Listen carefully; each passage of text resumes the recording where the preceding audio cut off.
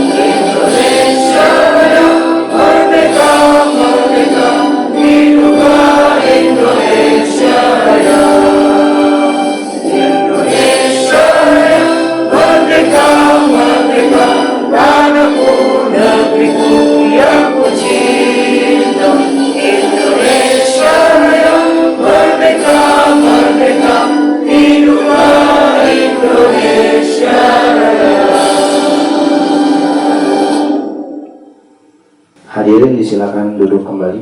Fokus grup discussion ini dengan topik harga BBM berkeadilan, subsidi tepat sasaran, yang akan dimoderatori oleh Ibu Nurul Aziza MSI.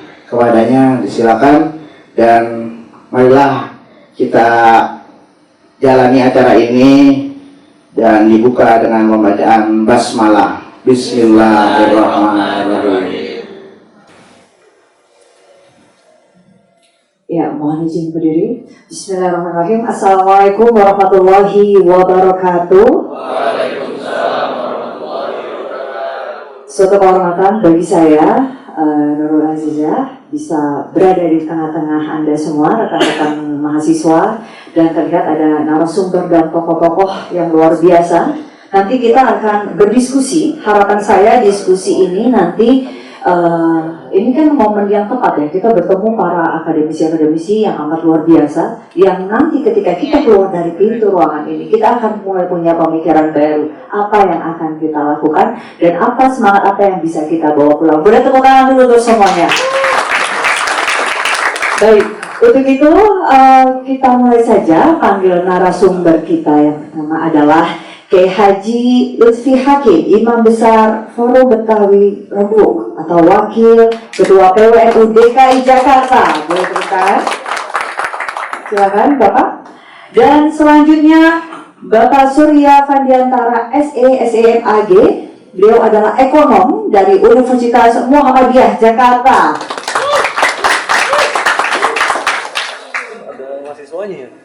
Ya, baik. Selanjutnya ada Profesor Dr. Ali Muhanif ML PhD, Guru Besar UIN Syarif Hidayatullah. Silakan Prof. Dan ada Bapak Arif Puyono, SE, Ketua Lembaga Pemantau Penanganan COVID dan Pemulihan Ekonomi Nasional. Silakan. Ya. Siap. Kita akan mulai diskusi hari ini. Baik. Sebelumnya saya akan membacakan sedikit Perpres nomor 98 tahun 2002. Pemerintah mengambil keputusan untuk mengalihkan sebagian subsidi bahan bakar minyak BBM untuk bantuan yang lebih tepat sasaran. Ya, Pak Surya Fandi, saya duluan aja nanya ya. Apakah ini jalan terakhir yang mesti ditempuh kalau dari sudut pandang ekonomi? Sedemikian boleh ya saya menggunakan sedemikian resahnya kah harga BBM dunia sehingga strategi ekonomi mesti mengalihkan subsidi BBM? Karena kalau kita lihat Indonesia ini luar biasa, kekayaan alam melimpah dan semuanya yang mesti diolah ini banyak sekali. Silakan. Ya, terima kasih. Mohon izin sebelumnya, Kiai, Prof. juga barangkali. Jadi yang perlu sama-sama kita pahami sebenarnya kata kuncinya adalah efisiensi anggaran.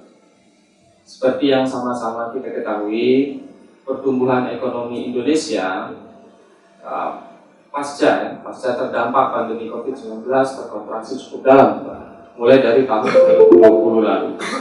Nah, jadi saya sudah siapkan sebenarnya slide-nya yang menunjukkan sebenarnya berapa besar sih dampak yang disebabkan kontraksi pertumbuhan ekonomi yang terjadi akibat pandemi COVID-19 ini. Nah, jadi sesungguhnya yang perlu sama-sama kita pahami, kita ini sedang ingin pulih. Nah, itu yang kadang sering lupa di masyarakat. Jadi seperti yang sama-sama kita lihat ya di slide yang disiapkan juga oleh teman-teman panitia. Jadi kontraksi pertumbuhan ekonomi di triwulan pertama tahun 2020, jadi kan COVID-19 itu kan mulai mempengaruhi pertumbuhan ekonomi Indonesia itu di triwulan pertama tahun 2020. Itu pertumbuhan ekonomi kita turun mencapai 2,97%. Lebih dalam lagi pada triwulan 2 tahun 2020 itu mencapai minus 5,32%. Nah, ini pertumbuhan ekonomi. Jadi produk domestik bruto kita dibandingkan triwulan kedua tahun sebelumnya itu minus sampai 5,32%. Nah, lalu bagaimana dampaknya? Apa sih kontraksi pertumbuhan ekonomi ini menyebabkan apa ke sektor lainnya? Nah, itu ada di slide berikutnya.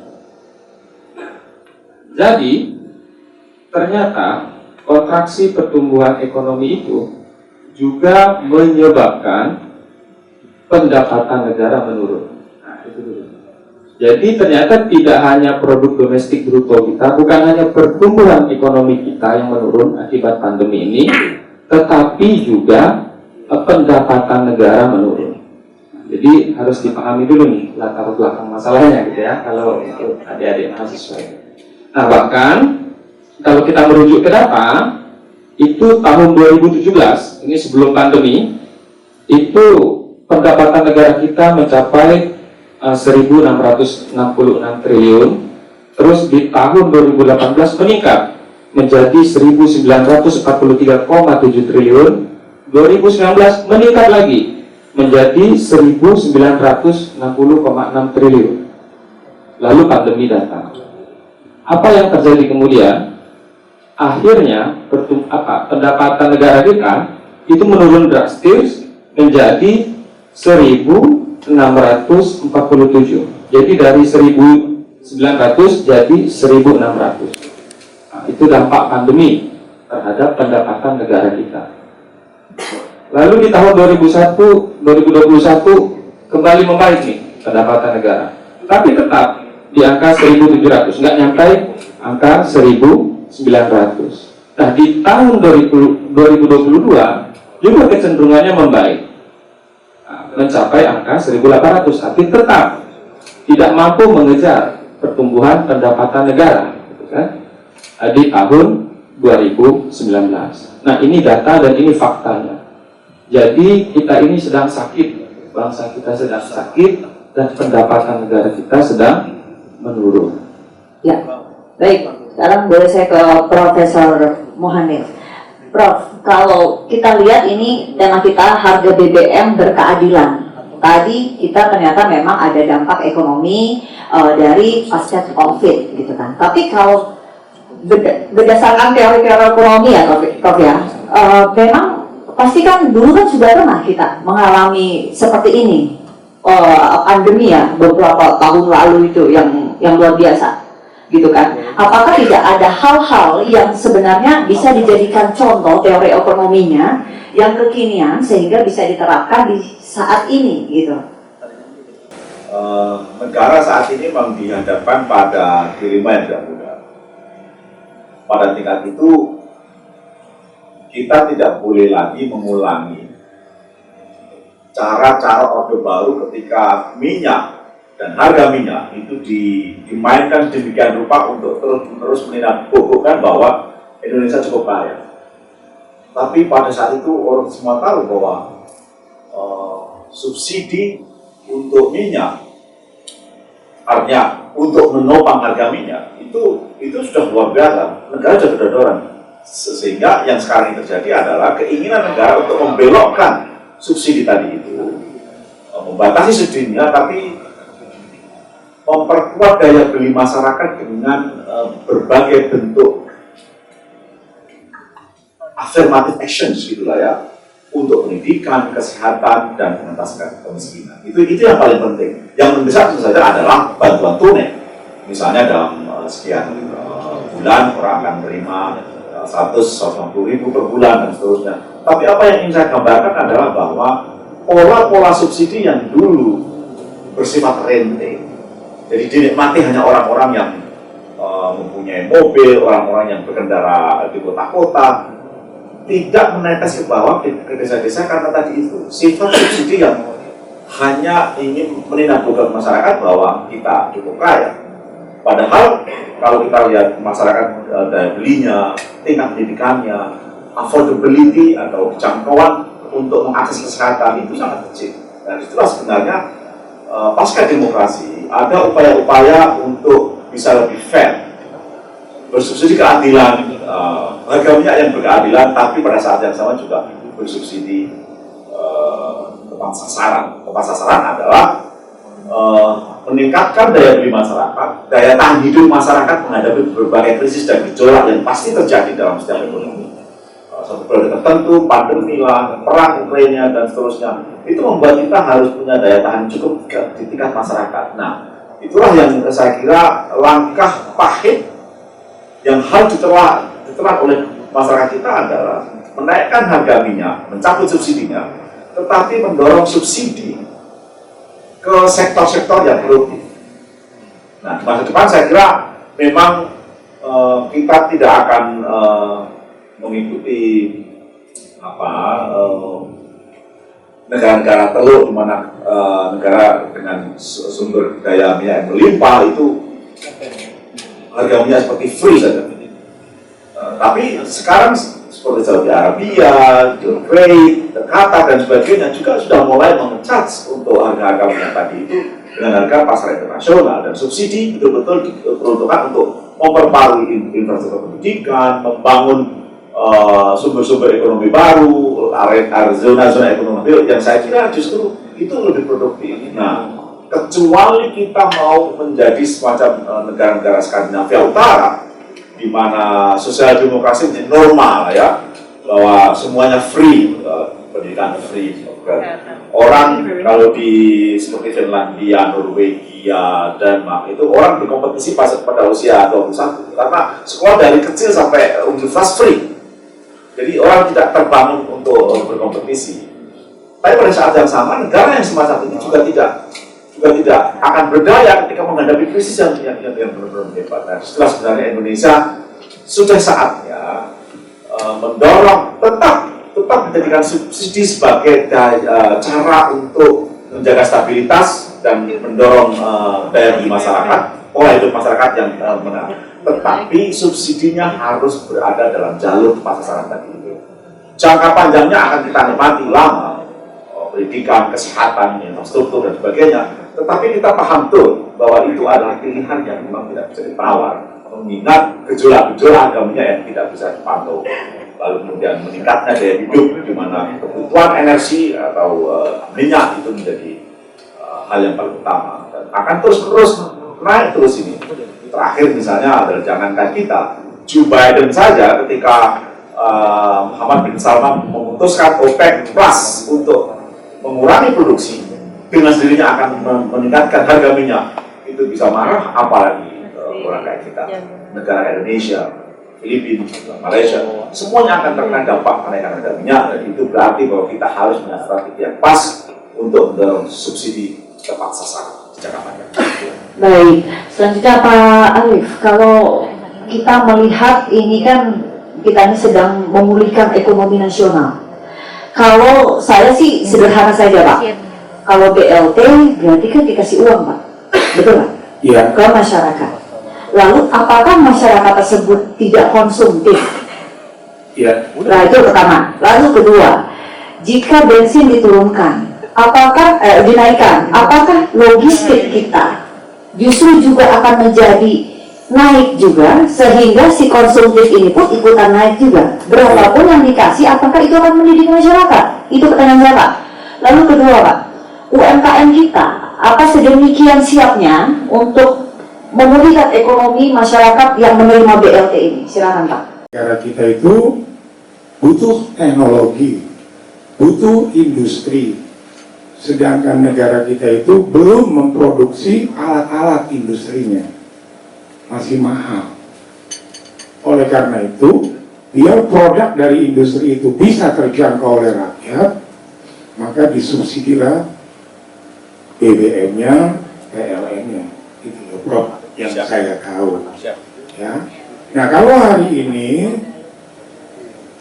BBM naik mengikuti harga internasional dan subsidi dicabut dari BBM, kemudian dialihkan dalam bentuk jaring pengaman nasional, misalnya bantuan lunak tunai, ya memang itu tepat. Kenapa? Karena memang negara kita itu dari zamannya Orde Baru sampai sekarang, strategik ekonominya itu adalah driven consumption. Jadi tumbuh karena konsumsi, bukan tumbuh karena produksi. Beda misalnya dengan China, ya, beda dengan misalnya Jepang, ya. Kita tumbuh dikarenakan konsumsi, ya. Jadi memang butuh ada konsumsi, ya, untuk meningkatkan atau untuk menggerakkan roda perekonomian nasional. Ya tentu saja dengan harga BBM naik, ya, dipastikan akan mengerek harga-harga lainnya, ya, akan menciptakan yang namanya inflasi. Ya itu udah pasti, itu teori ekonominya lah, teori dasarnya. Tapi ada tapinya. Kalau kita bicara ekonomi, ekonomi is Asian, ekonomi is Southeast of Asia. Makanya kenapa pada tahun depan ini ekonomi global dikatakan gelap, tapi IMF berani memprediksi negara-negara ASEAN itu tumbuh. Kenapa saya katakan bahwa if we are talking the economy, we are talk about the Southeast of Asia. Karena ada budaya ekonomi yang sangat kuat di negara-negara Asia Tenggara, juga di negara kita. Lalu Pak Imam Besar FBR, ini beliau bersentuhan langsung sama masyarakat. Gejolak seperti apa sih di BBM berkeadilan ini? Lalu apakah betul-betul tepat sasaran? Ada nggak sih suara-suara sumbang yang mungkin bisa Bapak, oh iya ya seperti itu, coba Pak, silakan. Saya tidak sependapat ya kalau subsidi BBM dicabut, karena kalau merujuk pada pasal 28C undang-undang yang diamandemen, bahwa setiap orang berhak untuk memenuhi kebutuhan dasarnya. Ini untuk meningkatkan kualitas hidup dan mensejahterakan masyarakat. Nah, kalau subsidi BBM dicabut atau dihentikan, saya kira ini hak orang untuk memenuhi kebutuhan dasarnya menjadi tidak bisa dilaksanakan, karena dalam nggak perlu pakai hukum ekonomi yang tinggi-tinggi ya, saya kira setiap kenaikan BBM pasti akan mengikutsertakan kenaikan barang dan jasa, otomatis daya beli masyarakat pun akan berkurang. Kemudian juga karena BBM itu merupakan hal yang paling utama dalam produksi, setidaknya untuk efisiensi, mau tidak mau banyak karyawan nantinya yang di PHK, kan? Sehingga akan menimbulkan pengangguran yang pada gilirannya menambah jumlah kemiskinan. Buat sebagian orang yang ekonominya cukup mungkin nggak ada masalah, tapi buat orang yang lain ini bermasalah. Lalu persoalan itu yang subsidi tepat sasaran, kalau bentuknya bansos atau bantuan lunak dan apa namanya gitu kan, hanya sebetulnya kalau kata orang Betawi itu hanya pengayakan bahasa ya, dasarnya sama, tapi datanya tidak terkoneksi karena tidak jelas itu pemilahannya, mana yang tepat mana yang tidak. Kadang kerja di kampung orang yang nggak layak itu dapat gitu kan, tapi yang amat sangat layak itu menjadi tidak dapat. Nah di sini kan kelemahannya, harusnya datanya itu terkoreksi dulu, sehingga kalau mau dibilang tepat sasaran, datanya jelas dulu mana yang layak dan mana yang tidak gitu kan. Karena kadang bahasa yang digunakan juga seperti kayak COVID itu, terdampak COVID. Banyak orang kemudian, oh saya nggak dapat, kan saya terdampak juga. Jangan dilihat saya mampu atau tidak, saya terdampak gitu. Kita semua terdampak COVID kan. Tapi kenapa hanya si A yang dapat, si B tidak gitu. Nah makanya kalau datanya itu terkoneksi dengan baik, saya kira mungkin kita bisa mencoba menerima ya. Tapi di sisi yang lain juga, ini kan hanya sekedar menindakbobokan kita. PLT itu cuma beberapa bulan, sementara dampak dari kenaikan BBM itu bertahun-tahun.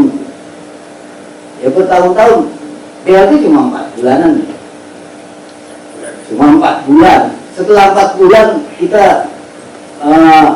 kesulitan lagi untuk memenuhi kebutuhan hidup kita. Makanya saya kira bahwa kalau itu berkeadilan, mungkin pemerintah juga harus melakukan pengawasan yang ketat, melakukan pengontrolan atas pengguna BBM bersubsidi ini, sehingga tidak begitu melonjak jauh, karena yang bisa menikmati kan tetap aja bukan orang-orang miskin.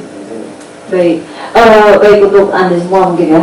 Kalau melihat tepat sasaran, ini kan Indonesia ini seperti tadi kita sempat ngobrol Pak Arief, bahwa yang di Kalimantan beda treatmentnya dengan yang di DKI, dengan APBD yang sedemikian tingginya seperti itu. Nah itu ngomong BLT sama-sama BLT gitu kan. Ini fungsi kontrol di mana? Dan harus sampai tingkat apa? Kalau di DKI mungkin kita bisa tolong abang-abang SBR ini untuk kawal itu subsidi BLT tepat sasaran atau tidak, gitu kan, atau enggak, gitu kan. Tapi bagaimana dengan yang di Kalimantan? Apakah cukup anggarannya seperti itu untuk melakukan fungsi pengawasan? Silakan Pak. Ya, selain pengawasan juga sebenarnya gini, BLT itu kan nilainya sama. Orang Jakarta misalnya dapat sebulan 400.000, orang Kalimantan juga 400.000. Tapi di sana harga solarnya bukan 5.000, 17.000. Belum di Papua. Ya kan, artinya uang 400.000 itu bagi orang Kalimantan atau bagi orang Papua tidak cukup berarti dibandingkan dengan orang yang tinggal misalnya di Jawa Tengah atau mungkin tinggal di Jakarta, ya kan, yang produksi barangnya ada di Jawa, tentu jauh lebih murah dibandingkan barang-barang yang harus dibeli oleh orang Kalimantan Barat ataupun Papua, ya. Jadi memang BLT sebenarnya baik untuk melakukan subsidi, ya. Tetapi kalau dikatakan tidak baik juga ada benarnya, ya. Ya, jadi kalau tunai biasanya masyarakat justru tidak memberikan uangnya itu untuk hal-hal keperluan pokok, tapi banyak beli pulsa atau beli rokok, tapi nggak masalah. Apapun yang dia belanjakan, artinya ada produk yang dikonsumsi, yang dikonsumsi oleh mereka. Artinya ada, misalnya mereka beli pulsa, ya Telkomsel nambah duitnya, beli rokok, ya perusahaan Jisamsu nambah, ya kan. Nah dari perusahaan Jisamsu diberikan gajinya ke pegawainya belanja makanan. Jadi seperti itulah the cycles of ekonomi. Baik, Prof. Ali. Nah, kalau dari sudut pandang akademisi saat ini, Indonesia seperti yang tadi saya bilang, demografi, lagi-lagi isu demografi kalau kita ngomongin ekonomi, apalagi ngomongin tepat sasaran. Treatment di Kalimantan, treatment di Papua, treatment di Aceh, di Jawa sangat berbeda. Nilai sama. Itu belum sampai sasaran tuh Pak, baru sampai kebutuhan masing-masing. Itu sebenarnya berarti gimana Pak?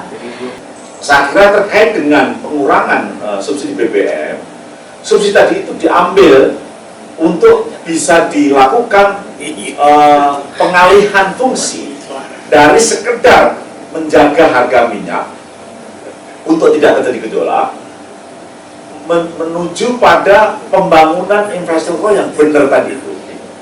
Disitulah nanti akan terjadi semacam apa yang Mas Arief bilang, keseimbangan, equilibrium baru, di mana aspek-aspek non migas harga itu bisa ditangani secara lebih simultan. Contohnya begini saja,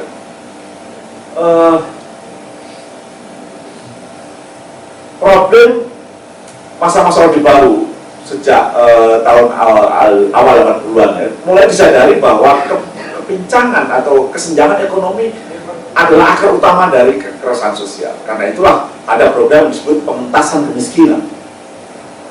Ada desa tinggal, transmigrasi, demografi, menyamakan wilayah-wilayah baru, membuka wilayah dan seterusnya.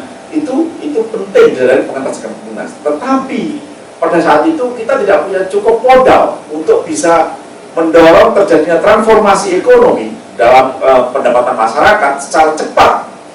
Karena kita masih dihubungkan dengan pentingnya menjaga harga minyak seiring dengan banyaknya orang mulai mempunyai mobil, kendaraan yang berlipat dan seterusnya, sehingga subsidi pada saat itu benar-benar dinikmati oleh segolongan kecil masyarakat yang memang punya akses terhadap fasilitas modern, listrik, mobil, motor dan seterusnya. Sementara yang tadi program pengentasan kemiskinan, mereka tidak menikmati subsidi minyak sebenarnya. Nah, disitulah sebenarnya mulai reformasi disadari pentingnya untuk mendorong pengalihan tadi. Nah, langkah yang paling berani tentu saja adalah Pak Jokowi dengan kontroversi ide-idenya juga, misalnya membuat tol laut misalnya dan sebagainya untuk mendorong terjadinya akses kebutuhan dasar termasuk minyak untuk bisa didistribusikan daerah-daerah terpencil dan seterusnya sehingga harganya bisa sepadan. Meskipun gagal, tapi bahwa itu ide betul-betul relatif baru dalam hal mendorong memperkecil gap kesenjangan antara daerah-daerah yang belum terberdaya karena isolasi infrastruktur tadi itu dengan wilayah-wilayah yang sudah modern sekarang ini.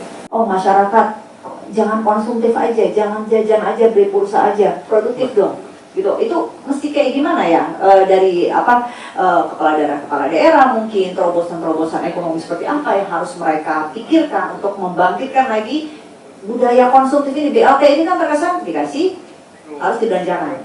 Soalnya kita main di situ saja. Tidak pernah one step ahead gitu. Selangkah lebih maju, apa nih harus dibangun gitu. Oke, jadi sebelumnya begini dulu Mbak. Jadi sering di masyarakat itu terjadi salah persepsi. Jadi seolah-olah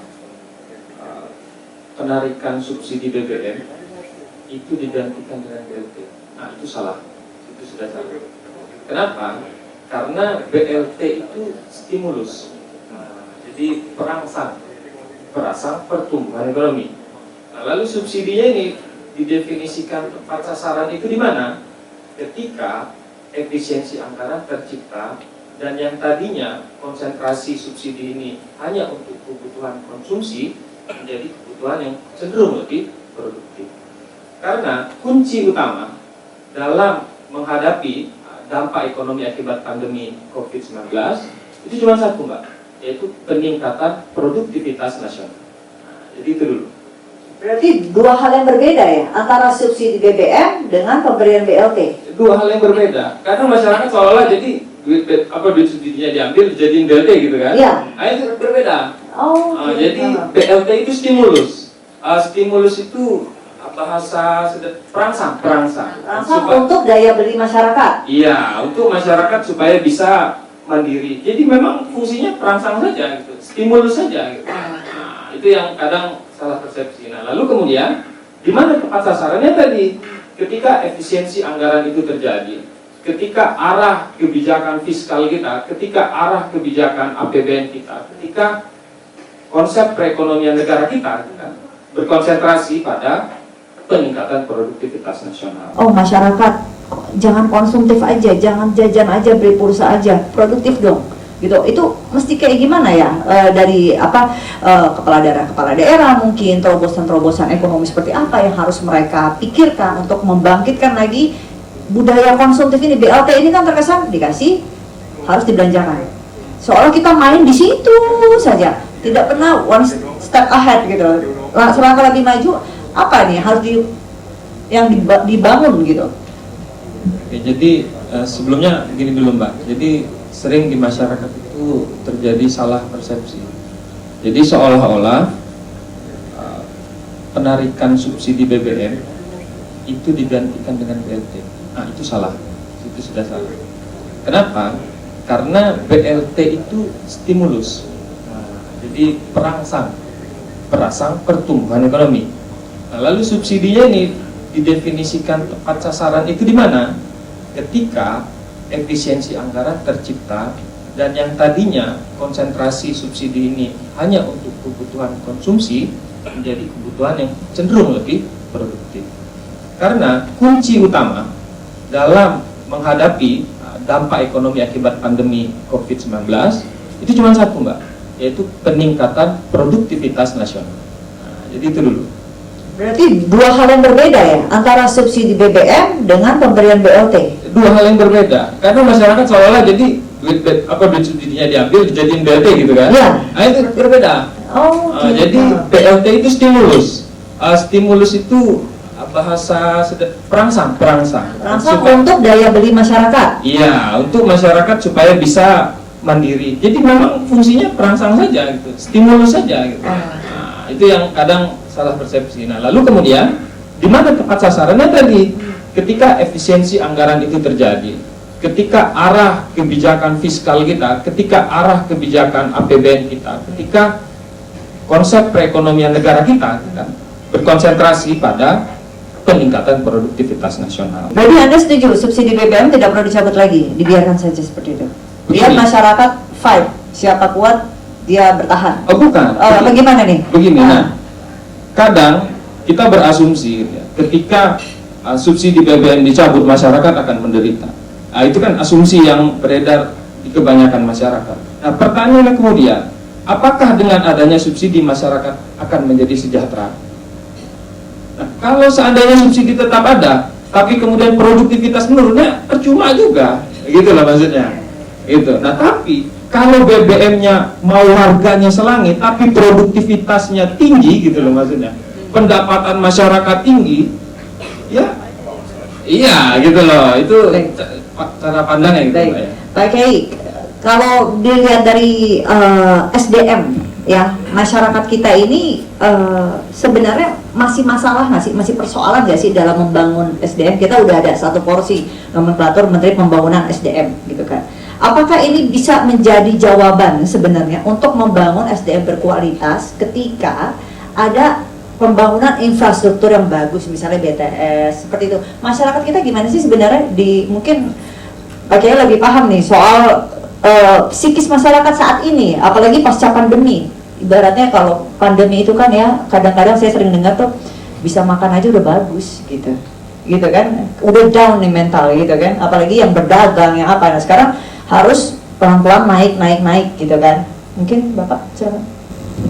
Saya kira peningkatan SDM ya lewat peningkatan layanan pendidikan dan kesehatan.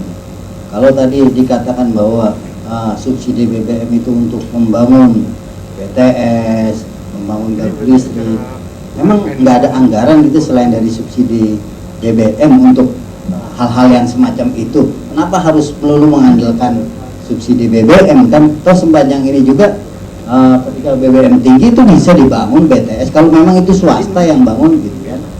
Saya kira itu juga bukan solusi. Dan gimana masyarakat kita, pada sebagian orang mungkin SDM-nya tinggi ya, tapi pada sebagian tempat yang lain saya kira masih layak mendapatkan perhatian serius dari pemerintah. Karena biar bagaimanapun kalau itu di perkotaan yang tingkat pendidikannya murah sehingga bisa memenuhi wajib pendidikan dasar dari mulai 7 sampai berapa 12 tahun, saya kira nggak masalah. Tapi di tempat-tempat lain yang akses pendidikannya aja sulit, harus nyebrang sungai yang deras, harus bersusah payah, tentunya tidak sebagian orang bisa menikmati itu. Dan bagaimana kita bisa berharap kualitas SDM kita menjadi tinggi? Itu tadi, karena kembali ke pasal 28 tadi, itu pemenuhan dasar itu yang penting kan. Kalau harga BBM naik, tentunya itu tadi di Jakarta mungkin BLT itu nggak ada masalah, tapi kalau di Papua yang harga BBM-nya begitu luar biasa karena sulitnya untuk Baik, mungkin bisa juga nih mahasiswa-mahasiswa di sini ada berapa kampus nih? 5 ya. Saya tunggu nanti gebrakan bikin diskusi presiden yang tepat sasaran di 2024. Boleh tepuk tangan dulu yang hadir setelah diskusi panjang lebar ini. Baik, terima kasih. Supaya diskusi kita ini bermanfaat, berkah, dan makin hebat Anda yang hadir di sini, dan Bapak terima kasih atas waktunya dan ilmunya, Masya Allah. Dan boleh Pak tutup dengan doa, Pak Kiai, biar lebih berkah kita semua kan? Oh, berkah semua. Siap. baik. Untuk lebih menambah berkahnya acara kita, mari kita tutup dengan doa. Dan saya, untuk yang muslim, kita baca suratul Fatihah. Semoga pertemuan kita pertemuan yang membawa berkah, manfaat buat kita semua. Buat teman-teman yang muslim, saya persilahkan berdoa menurut agama dan keyakinan masing-masing. Innatul qabul al-Fatihah. Alhamdulillahirrahmanirrahim. Ar-Rahmanir-Rahim. Iyyaka na'budu wa iyyaka nasta'in. Shiratal mustaqim. Shiratal ladzina an'amta 'alaihim ghairil maghdubi 'alaihim waladdallin. Allahumma bihaqqil Fatihah wa sirril Fatihah wa zatil Fatihah taqabbal minna du'a'ana kama taqabbalta min du'a'i nabiyina Muhammad sallallahu alaihi wasallam walhamdulillahi rabbil alamin.